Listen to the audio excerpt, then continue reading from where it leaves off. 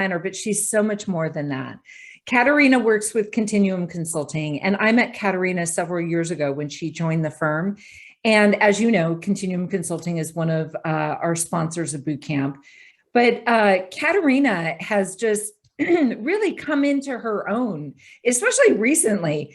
She's found that she has special gifts and talents that people are really excited to receive. And one of those is salary negotiation. So, Katerina, I know that you'll give more information about you, but certified financial planner, and you're getting all these certifications left and right. She's a smart cookie, I'll tell you that much. So Katerina has a secret gift in or a secret superpower in taxes and understanding, different ways around taxes. But salaries are really something that she's been helping people with a lot. And I know when she speaks to our bootcamp groups, she talks about salary negotiation and shares her pearls of wisdom. So now we're going to hear from Katerina. And what I recommend, everyone's going to have questions, and don't hold back. Put your questions in the chat. And then what we'll do is we'll make sure that there's time at the end, and we will go through as many questions as possible. Right, Katerina? Yes, okay. We will. And I anticipate there will be many. Yes, and there usually is in these talks. So, Katerina, I'm going to turn it over to you, and thank you so much for agreeing to be with us and for sharing all of these great things with us. Thank you, Christy, for the wonderful introduction. Good morning, everyone, and welcome to Salary Negotiation. So my name is Katerina Hencova. I'm a certified financial planner with Continuum Consulting Group.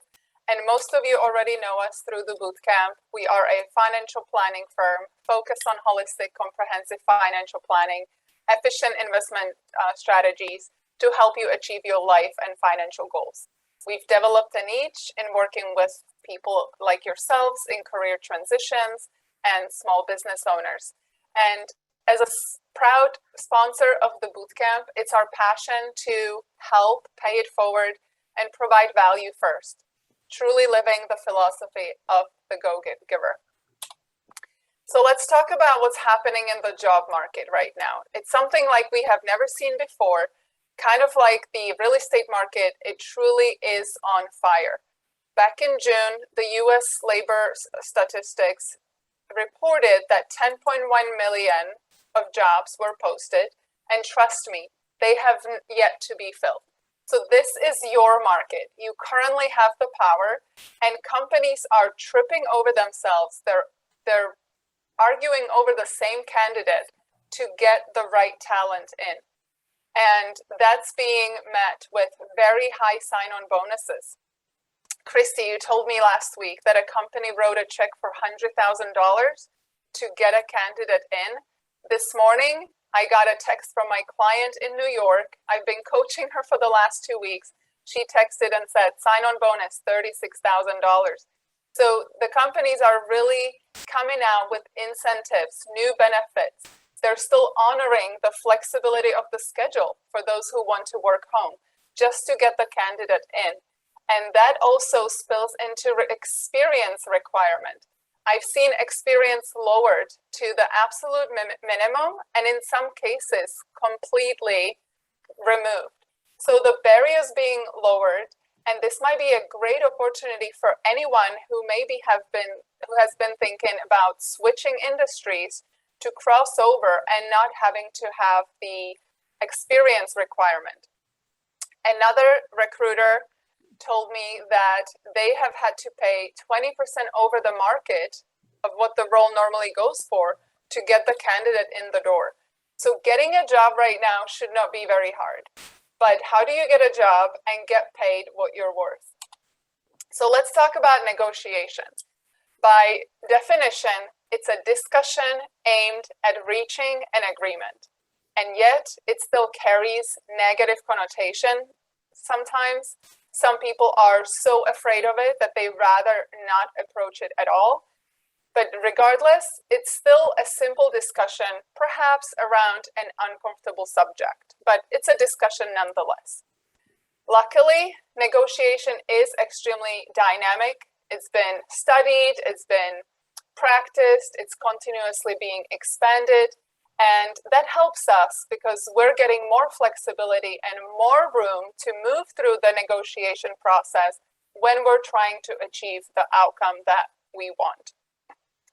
So when you get an offer and you want someone to help you negotiate it, you're looking for guidance or some sort of help in how you should negotiate this offer, you may come across different professionals, and each of them will have a different approach to the negotiation.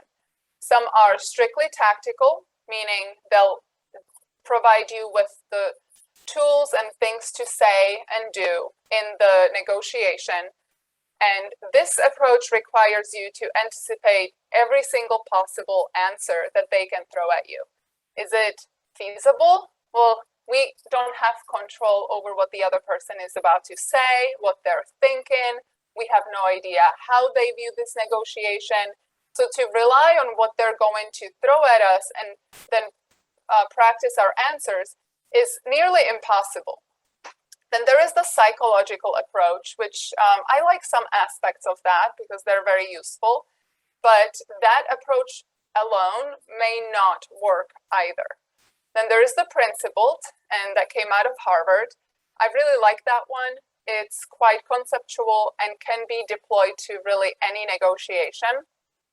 Competitive bargaining is something you would use when you're buying a car. So that's the very hard driven negotiation. And that's not what you want to use in terms of negotiating a salary, because it communicates that the pie, as is this big, you're slicing a bigger half. You're trying to peel off the bigger piece. And in a negotiation, in a salary negotiation, it does not feel good. The collaborative approach seems to be the most modern, most sophisticated, and I actually like that one the best because it achieves a few things. Number one, it communicates that even though the pie is this big, you and the company together can grow it even bigger. It's also very inclusive, but it does something that you really, really need from the other party. Even though they may seem as an adversary at first, if you use collaborative approach, you will find that the person on the other side of the table is suddenly helping you to get the number that you are shooting for. So we know that we have all these flexibilities and options to go with, but when you get an offer, do you have time to study all of these techniques, figure out which one you need that pertains strictly to salary, and then learn them all? Most likely not. Usually the employer wants an answer within 3 days. There is not a whole lot of time to start studying negotiation. So what I had done is use pieces from several different approaches and just use the parts that pertain specifically to compensation and reduce the scope just to the negotiation of the salary. Why do we have to negotiate at all? Well, the salary sets a base for any future raises, any bonuses, 401k matches, because that's all factored as a percentage off of the base. And also, if you are going for another role, you're switching a job, chances are that if you had negotiated in your past job, you will then negotiate in your future one. On the contrary, if you didn't negotiate in your last job, the next one you're going for, you're probably not even asking for much more of an increase. And if you don't negotiate once throughout your lifetime in your career whatsoever, you could be given up to $2 million over the course of your career. And it sounds very inflated, but if we account for the compounding of the bonuses, the increases, the 401k match, and also the money that could be saved and invested for growth, it really comes up to that value. Besides the monetary aspect, it also communicates that you know your worth, the worth of the role that you will be performing, and the value that you are bringing to the company. And statistically, people don't like people who do what they're told. If you just signed the offer as it was presented to you and to the company, you had essentially done just that. You did what you were told. However, if you negotiate, have a few go-arounds, you're positioning yourself as a leader because you're communicating your value. You're also demonstrating that if at any point you need to represent and advocate on behalf of the company, that you have the negotiation skills to do that. So entering the company as a leader makes you, of course, more visible. If there is an initiative to be led, a department to be built, if there is a promotion opportunity, you will be at the front of mind because you've established yourself as a leader with the company. So what is negotiable in the offer? Most people focus on the base salary, and it's a great start. However, it's not the end-all be-all. There are several different pieces to the compensation package that have a value in themselves. And when I work with someone, that's exactly what I do. I'll break the offer apart piece by piece and identify what value does it have to the candidate. And then we also figure out which ones we want to focus on. In most cases, the base salary does not come at the level where we want to see it. Right now, the job market is a little different, so this may be easier. But when the salary does not come where you want it, I always encourage people to not shut it down right away, because you can have a discussion around the other parts of the offer to improve the overall picture. So one is title, for example. Let's say you're going for a director role and they cannot match the salary for a director. You can have a conversation with them around a title, perhaps going for a higher title, talking about the responsibilities and the job that you would be performing, how it fits into that role, and maybe even create a schedule or some sort of a strategy on how over time you will get to that desired salary. And if the title, for example, cannot be met, I also encourage you to have a conversation around the frequency of your performance reviews. Because if they're just annually, you're literally waiting a whole year to have a conversation with your boss about how much contributions you're making, the problems that you are solving, how you are helping the company. But if you're in front of them, let's say quarterly, as opposed to annually, you have more opportunity to demonstrate all of these skills and contributions. So you're, again, very visible, on top of mind, and if there is an opportunity for growth, you will be considered. If the base salary cannot come in where you want it, a sign-on bonus is a really great opportunity to kind of close that gap. And I used to be met with question, are sign-on bonuses dead? And the thing is, they never were. We just simply stopped asking. Times are different. The companies are offering them more automatically right now, but you can always ask for a sign-on bonus. My client in New York just got $36,000, which initially was not there. We had to ask. And you can also negotiate the frequency of the annual bonus. Getting it, let's say, twice a year, as opposed to once a year, also has some value because you're getting your money sooner. And you can also negotiate advancement track, promotions, basically how you will develop within the company. Additional benefits in the offer have value as well. And this depends on what's important to you and what type of benefits you're looking for. But in most companies, there are two sets of benefit packages. So there is one for the rank and file employees. There is another package, the secret one, for executives. So if you're at a director level, however, being at a VP level would get you access to the executive packages, you want to negotiate the title of a VP. And I'll give you an example of a woman that I coached last year. Her salary, her base was $250,000. She actually said, it came in where I wanted it, so I don't need to negotiate, which I call timeout on that, because you always have to go back. Don't forget positioning yourself as a leader. And I took apart the offer, looked at the benefits, and her disability insurance was 60% of her income. However, it was capped at $72,000 a year. So I asked her, can you support your family on $72,000 a year if you couldn't work? They live in Orange County. She is the breadwinner, husband doesn't work, and they have 3 children. So of course the answer is no, especially if they're used to living on $250,000. So we made an ask for the executive package because she needed access to the richer benefits.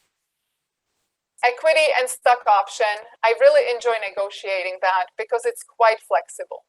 And I recently had a woman tell me, I cannot get equity, the company is not publicly traded. And that is not the case. You can certainly get equity in a private company, and there's mergers and acquisitions, SPACs flying off the shelves. Chances are the company will be acquired, your shares will vest, and it will become a cash component. And similar with retirement benefits or deferred comp. If it has value to you, negotiate it. Some other parts of the negotiations that are, some other parts of the offer that are negotiable could even be paid vacation or some sort of special leave that you may need. And in the case of the woman who was making $250,000 a year, a week turned out to be roughly $5,000. So she actually asked for an extra week of vacation, which had a value of $5,000. So it's nothing to sneeze at, just really consider what you're getting. And similar with, let's say, childcare, if you need the company to provide some sort of a benefit, flexible work schedule, continue to work at home. If you're moving, it's very natural that you ask the company whether they assist with moving expenses or housing assistance for a short period of time after you move. A lot of companies have a student loan assistance. So maybe the company is not writing you a big check for a sign-on bonus, but maybe they have a program that can help you with student loan. So that's money in your pocket as well. And tuition reimbursement or any advancement or professional development, that this has tremendous value, not only because they will spend a few $1,000s to pay this for you, but you know, if you work with a coach for 3 months, let's say a leadership coach that the company hired for you, that's upwards of $10,000. And this coaching may provide you with the skills and the confidence that you need for the next job where you will get paid a lot more. So how do we know that we are benchmarking ourselves properly? I recently worked with a client, and she is a contractor, makes $400,000 gross. And the company she's contracting for, they wanted to hire her full time. So she had no idea where to place herself. And her range was anywhere between $225,000 all the way up to the $400,000 that she's making. And she was even saying, okay, maybe $250 I could take, but if they could pay $300, that would be great. And we never want to pursue the negotiation with this mindset because it communicates that we really have no idea what we're worth or the value that we're bringing to the company. We just have no idea how to price ourselves. So that's why it's really important to do a proper research and identify the comparable job title in the area that you will be living in, and also consider any special certificates, unique skills, or specialties that may pertain to your job. So once you have the role, you now want to find the salary range. So let's say it's $200,000 to $220,000. And then based on your experience, where you're going to be living, you want to identify the target salary within that range. So let's say it's 200 to 220, and based on my experience and living in Southern California, I think I should get paid $218,000. What you want to do with the last three numbers to pick something completely odd. So let's say 218,389. And I always get a chuckle, why such an odd number? Well, you achieve a couple of different things with that. Number one, it gets their attention. So it puts them on their back heel. They have no idea where you got that from. They are going to start thinking that you know more than they do. And they will be reluctant to argue with you on that number. And what you're communicating by that is basically saying, I've done the research, I know how much I'm worth, how much my experience and skills are worth, and this is the number. It's very helpful to have some argument or supportive evidence for why you pick that number. But what you're essentially doing is preventing to be talked down. If you pick a number that's 220, it sounds too arbitrary, and it communicates to the other party that you can be talked down from that number. So to avoid that, just pick something really odd. You also get a chuckle out of the other party, which starts to strengthen the relationship that you're building, and you now have developed a rapport. So they're more inclined to help you if you're friends and they like you. And you want to understand the value of the benefits within the offer for the reasons that we just stated, and identify the ones that are important to you and focus on those. Even though the offer may have 20 negotiable items, you don't want to negotiate every single one. It seems too nitpicky and greedy. So focus on just the ones that are important to you. My rule of thumb is 3 to 5. So how do we set a strategy to start the negotiation? Well, you want to communicate your value and how your skills match the employer's needs. And you want to do that with stories. If we start listing off where we worked, what we did, who we learned from, those are just items that the person's not going to remember. But a story, they'll be related to what you're saying. It makes it personable, relatable, and it sticks. You'll be memorable through your story. During the discussion, you want to be very positive and super flexible. So I'm certified in neuro-linguistic programming, and through my training there, I was taught the one who maintains flexibility achieves the best outcome. So don't be so set on the outcome. Maintain this fluidity during the conversation, and trust me, you'll get it anyway, because they will feel so comfortable working with you, they'll want to give you everything. And women could not be more tired of hearing to smile more. But if you smile, it communicates that you are confident and comfortable. So if you're confident and comfortable in a negotiation, it seems like you've done this before. You do it every single time, and you know your value, which is why you're negotiating. And you want to treat it as a conversation, not a confrontation. Don't forget, it's a collaborative result. It's not bargaining. It's kind of like you're speaking with a friend, and they're helping you to get the number that you want. And you never want to get personal. I recently had a woman ask me, should I tell them I'm a single mom? That's an absolute no. The person you're speaking with, they're a professional also. They're representing the company. So give them the courtesy to treat them in a professional way, and they'll do the same. You will be met with some questions and reservations, of course. So just have your responses practiced. And you want to practice them because you don't want to say it for the first time in the negotiation. Just know how you sound, how it rolls off your tongue. You want to learn everything you can about the company, the salary structure and benefits, because that insight, that information just gives you more ammo for the negotiation. You know what you can push for, what you can ask for, and what's available. And we do that through calibrated questions. They're very, very helpful.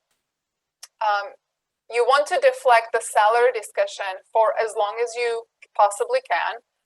You would never start a negotiation unless you have it in writing in your hand. Now, there will be times that you may need to answer the salary question about your expectations, of course. And there is a way to do that too. You can do that in a way that does not reveal the number. But do not start the negotiation until you have received the offer. Okay, Katerina, just real quick. Since we're on calibrated questions, there is a question here. Can you give some examples of calibrated questions? Yes, so they're very easy actually. They're basically open-ended questions. So they'll start with words like what, how, where, when, who. And the reason you need an open-ended question is because it allows the other person to elaborate. If you ask a question that's closed-ended, let's say yes or no, and you get a no, you cannot go anywhere with that. So if you say, is a sign-on bonus available? No. You have just now been shut down and you don't have much opportunity to get a sign-on bonus. Now, there is a strategy for getting a no that works in your favor. And that's because the person you're negotiating with, they sometimes want to feel like they're in a position of a power. Allowing them to say a no gives them the feel like they're running the show, right? And that's what you want. However, you have to ask in a way that the no works in your favor. So then your question also has to be stated in a negative. It's the false negative or double negative. So what example is, let's say, it's not unreasonable to get a sign-on bonus, is it? The person will say no, puts them in a power, but they just told you that you can reasonably get a sign-on bonus. So there are all these tricks. There's also something called mirroring, which is extremely effective. It buys you time to think about the next question, and it also allows the other party to feel as they are being listened to. And all of these techniques are strengthening the relationship and continue to develop the rapport with the other person. And that's why in the collaborative result, I said, you'll be shocked when you find out the other person's actually going to bat for you to get you the result that you want. You always want to reemphasize your value and how you are a perfect fit for the job, and have all of your value statements queued up and how you have helped other companies with similar challenges in the past. So how do we communicate our value? You want to have some time to reflect on what you have done in the past. So any work experiences, but I really encourage people to dig deep. Don't just look at your resume, make a list of the jobs where you worked. You really want to think about any special projects that you may have been put on, initiatives that you have either started or led, where you have increased revenue and solved issues for the company. And then you create your value statement, which is kind of like your brag sheet. And that lists all of your skills, abilities, successes you've had in the past, achievements, contributions you've made to the company, and perhaps even career advances. If you have moved up really quickly in your career, that again communicates leadership, fast learner, ambition, and so forth. And you want to articulate everything with confidence and clarity, because that's how you advocate for yourself. You also want the other person to be in a good mood for a couple of different reasons. So when someone's in a good mood, the brain capacity goes up by 31%.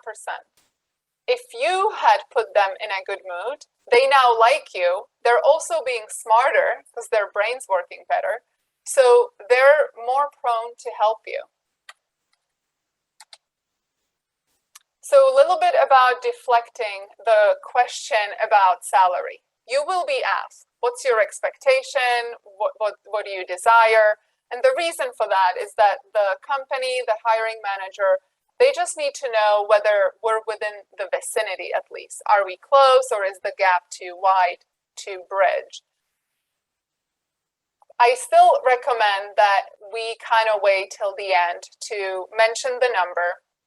And oftentimes when people come to me, they have already shared, unfortunately.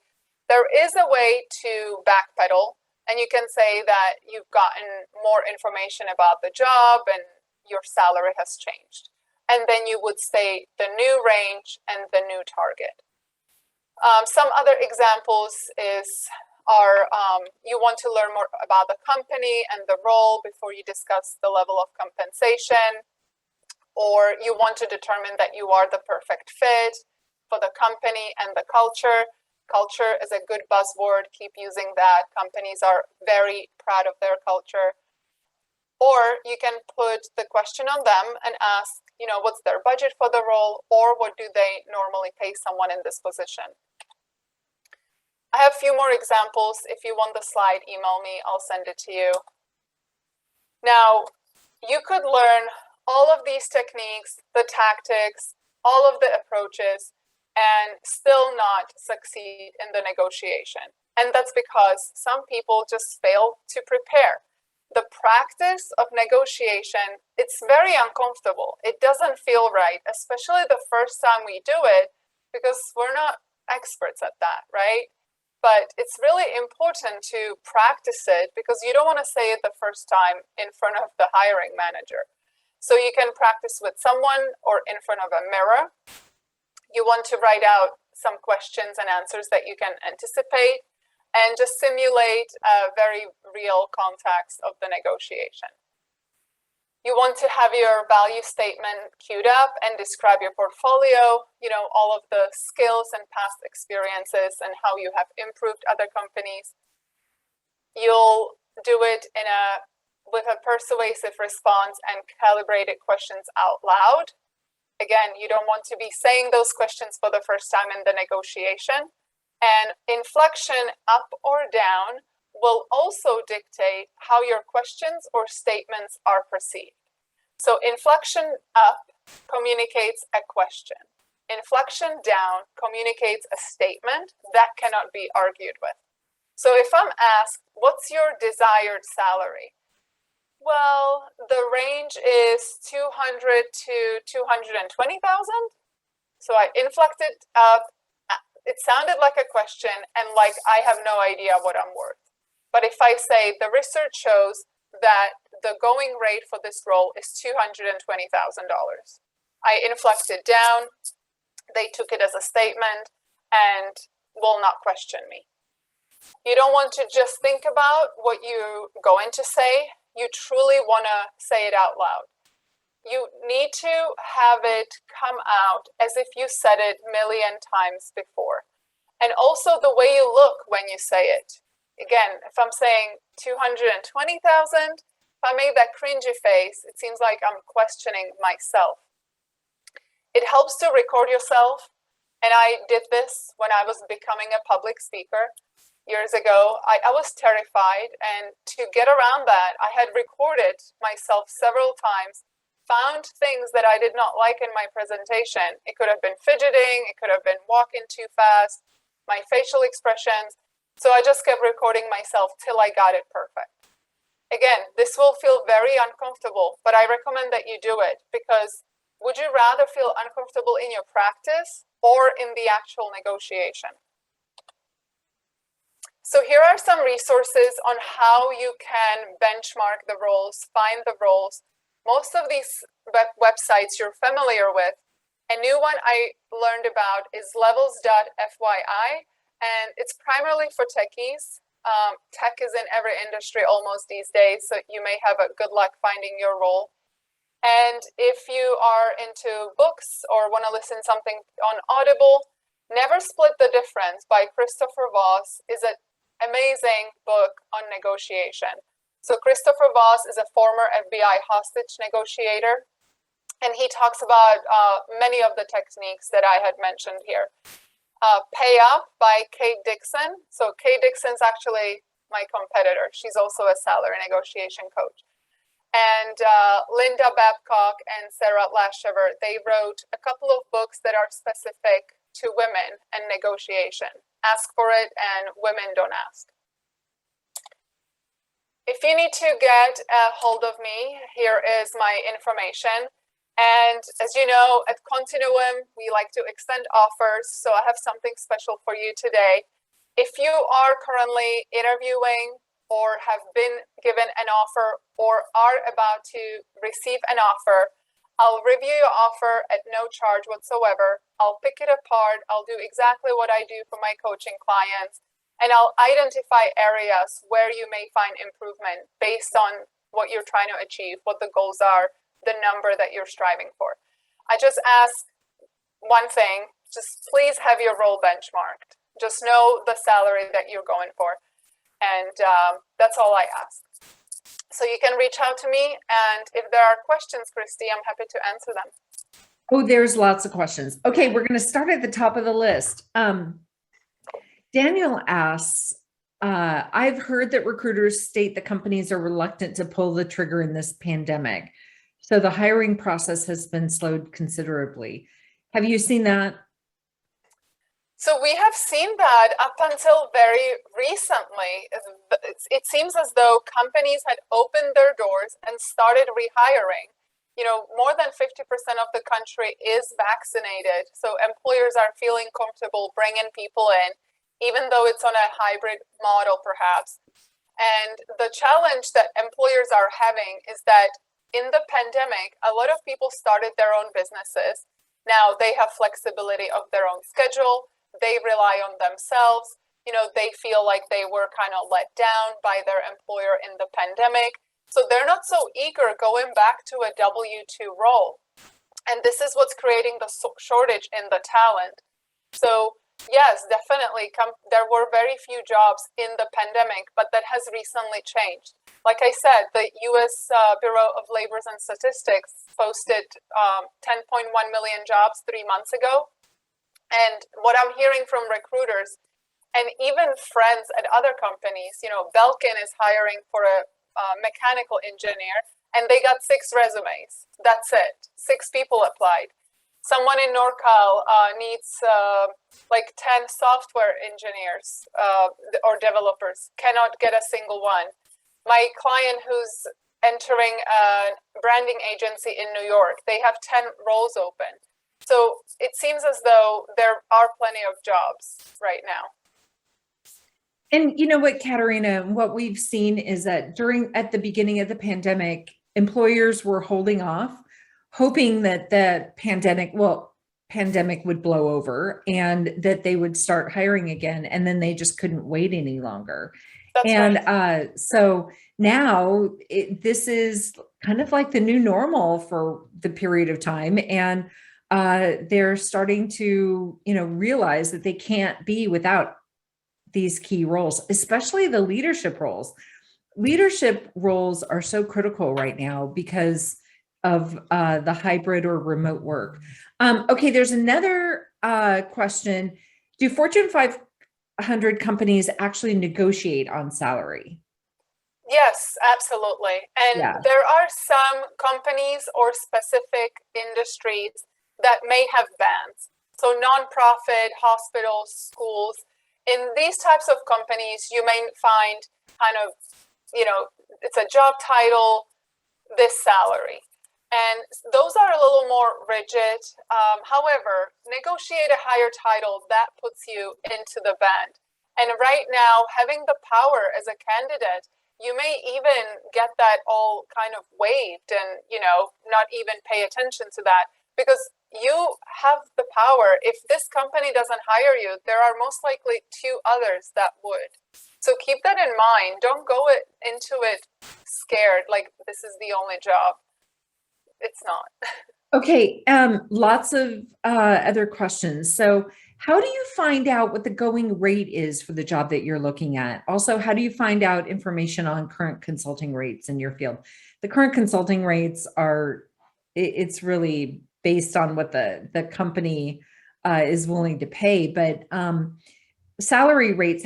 Katerina, what's what is a good source for people to find out salary rates? Great question. So we use Glassdoor a lot with my clients, also PayScale. Sometimes, depending on the role, people will reach out to someone else on LinkedIn who's, let's say, already in the company or competing company, and just simply ask, look, what is the rate? Just to get a perspective. So don't be afraid to ask, and also don't be afraid to ask what they normally pay for this role or what the budget for this is. And you get a number, and then you can even have a check-in with yourself whether you can survive, live on that salary in the area that you are living in. I used to coach people on walk-away points as well, because then sometimes the number just was not feasible. But just do your research, ask around, and you will get a few different numbers, and you can kind of create an average of those numbers. Another question, how do you negotiate when you're already in the job? So Stephanie writes that she was told that non-directors do not get stock options, and now she's found out otherwise. And now the company is looking at future IPO, and then she's also paying for her own healthcare outside of the company. So how do you negotiate if you're already in the role? So it's doable, and you do it very similarly to as if you were just entering. You still want to do the value statement, because you need to remind them of all the jobs that you've been doing up until this point. I actually coached someone in Hawaii on this. She kind of started off, low in the company, and then became really an operations manager over the years with no increase in her salary whatsoever. But we prepared her by taking a look at what she's doing, how it's helping the company, and the value that she's creating for the company. She got a bonus and also a raise. So it works. And if you find out that there is a benefit that's been withheld from you while others have been receiving it, that needs to be addressed immediately. And depending on how the company responds, you may even have a legal claim. Yeah, I would agree. I've certainly heard of that. So Stephanie, do some research. Another question is, do you suggest different approaches for nonprofit organizations? I have heard this, and frankly, no, because the value that you're bringing is the value. And a lot of times I'm told that going into nonprofit, people don't want to negotiate. Maybe the base isn't negotiable because they have bands, but there are other pieces of the offer that you can negotiate. And I was, up until recently, on a board of a nonprofit. And a year after our CEO being our CEO, she came back and she hit us with a new package on her review, and she was asking for all these things. So I know that even in a nonprofit, everything is negotiable. Yes, I agree. Okay, what's the best approach when they ask for salary during the phone screen? Just mention the range and blame it strictly on the research. Don't make it personal. Don't say, I want, I deserve, I would like. Just say, hey, I've done some research and it looks like this role in this area would go for 200 to 220. And you can even, as you answer that, you can also ask whether what's the budget? What do they pay? What do they have in mind? It has to be calibrated. If you say, is that what you had in mind? And you get a no, you're very discouraged, right? Right. Hey, Katerina, this is Bill. I've heard that if you give a range, it's best to make sure that the bottom of your range overlaps the top of their range if they've stated one. So that's how you would position your range relative to their range. So that way you have room to go up, but you still said, I understand what your range is. Well, yes, and right. The psychology of ranges is people hear the low end if you're the buyer. If you're the candidate, you hear the high end. And that's just the way the psychology of ranges are. So ranges are really not the best way to go. But I would recommend put a number, just so, but make sure that number is a little bit on the high end.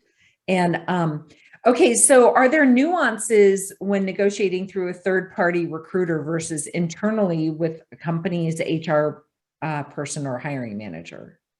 There might be, because you can make a friend out of the recruiter and then they'll go to bat for you. So that helps. And it also kind of puts a buffer between you and the company, and you seem a little less demanding. You know, somebody is making the case for you. And from what I understand, the recruiter may also make more if you make more. So you are now both aligned in that negotiation together. So the recruiter may also provide you with insight. You know, the company can go up to this amount. They also give you 2 weeks at Christmas, or, you know, you may get more information out of the recruiter as well. Okay, we have lots of questions, so let's see if we can get all these in. Do you suggest not having a salary negotiation if the person you're negotiating with appears to be having a bad day? How do you defer the discussion, pick up on their mood? Yeah, that's a great question. So that's why I say just be friendly, make that person your friend, just try to get them into a really good mood. Look, if they have family members who are struggling through COVID and really going through a tough time, there is nothing you may do to get them into a good mood. And it's totally okay to suggest whether there is a perhaps better time to have this conversation. And just be empathetic, express the care for them and their well-being. They'll appreciate it, and they may give you a time the following week when they're better equipped to speak with you.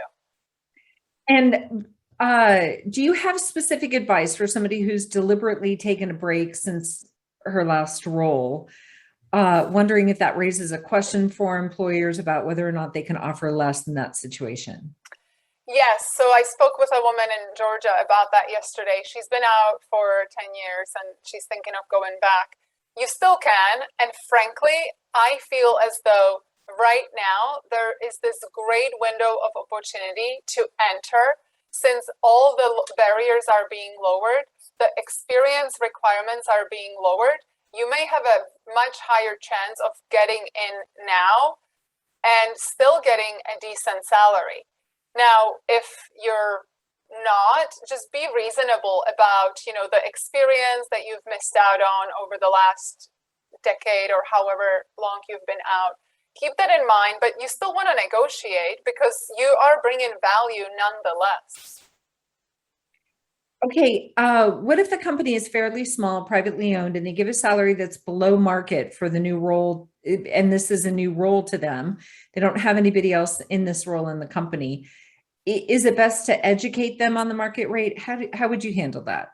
I love educating in the negotiation. And this is when I coach someone on a walk away point.